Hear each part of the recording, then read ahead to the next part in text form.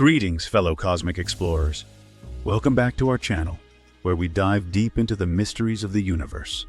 Today, we have something truly extraordinary in store for you. Join us as we embark on an enlightening journey with the esteemed Andromedan extraterrestrial contactee, Alex Collier. But before we begin, make sure to hit that like button, subscribe to our channel, and click the bell icon for notifications. Oh, and don't forget to share your thoughts in the comments section below. Let's get ready to expand our horizons together. Sit back and relax and listen to Alex Collier discussing how we can imagine the fifth dimension as a state of being or awareness. Hi Alex, I'm wondering how to imagine the fifth dimension. Is it a state of being or awareness? A different place? Will the awakened people with high frequency going to a different place and leave the people with lower frequency behind on Earth? Or will everyone stay here on Earth but won't actually be able to see each other because of the different frequency? Could you explain this? Thank you.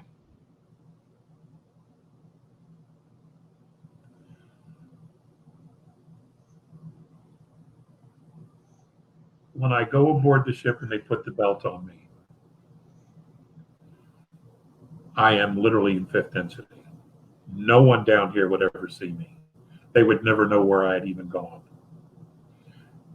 had I ever been allowed to stay. And for the record, I did work that. I did. I worked that to death. So I came back because I didn't work it good enough. I came back, and then of course, I'm now a third density being. My understanding is not everyone's going to make the transition. Now, do people stay on third? If they do, I'm not sure how long that would be, because my understanding is that at some point, third density implodes, and the foundational dimension would be 4. So does everyone that doesn't transition to fifth, do they stay on third until that implosion, or do they go to fourth? I simply do not know the answer to that question. Many years ago, I asked literally about how many people would move from third through fourth to fifth with Earth. And I was told somewhere between roughly 400 and 430 million souls would make that transition. I do not know what happens to the rest or what their journey is going to be. But those of us who are soul, that have soul, we will continue on the journey. Obviously, all of us do. There are soulless beings on this planet. There are. They're obviously not going to make it. They're just going to die.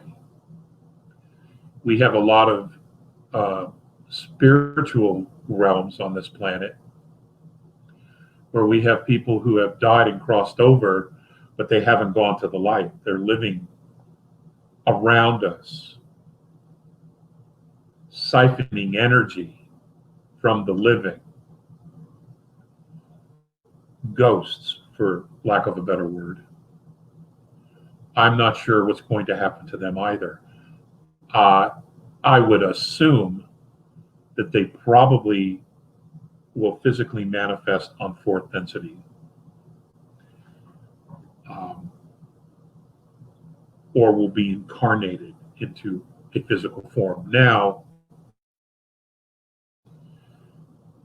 about the physicality part, DNA structure is different on fourth, DNA structure is different on fifth, different on sixth, seventh, eighth, etc.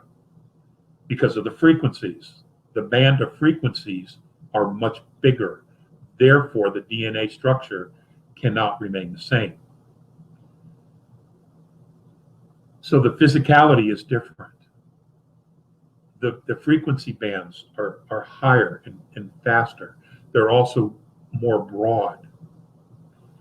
So the physicality is different. So for those who will walk this journey from third to fourth to fifth, their bodies will go through transition into light. Now, on third density, if you're a fourth density being, you're basically looking at a greater light body. For those on fourth, talking to someone on fifth or visibly seeing someone on fifth, you are seeing a light body, a bigger light body, more of a light body than you would on fourth. I mean, we look at this body here in third density as flesh, but in reality, under an electron microscope, it's light. We are light. Our bodies are still light.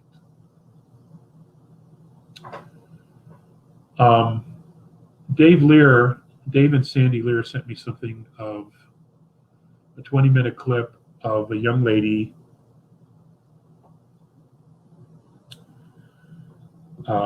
Oracle Girl, I think she calls herself. Very, very profound stuff. And if Dave's on here, maybe he could let everybody know in the chat where to find her. I believe she calls herself Oracle Girl.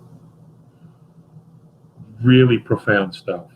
And the clip that they sent, she's addressing the body.